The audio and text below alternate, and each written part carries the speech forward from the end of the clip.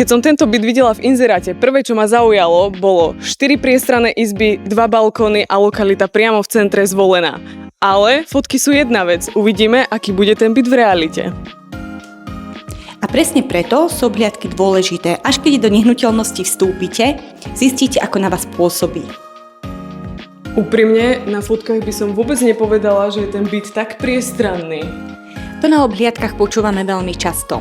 Klienti sa na obhliadkach pýtajú nielen na dispozíciu, ale na parkovanie, susedov, rekonštrukciu a náklady. Presne tak, to sú informácie, ktoré mňa ako klienta zaujímajú najviac. A práve preto nestačí pozrieť si len fotografie. Potrebujete vidieť svetelnosť bytu, vnímať atmosféru a predstaviť si, ako by sa vám tu bývalo. Niekedy klient už po pár minútach vie, že táto nehnuteľnosť je práve pre neho. Takže obhliadka bytu nie je len o tom, či sa mi byt z fotiek páči, ale aj o tom pocite z toho daného bytu. Áno, je to moment, keď práve zisťujete, či sa z tejto nehnuteľnosti stáva váš budúci domov.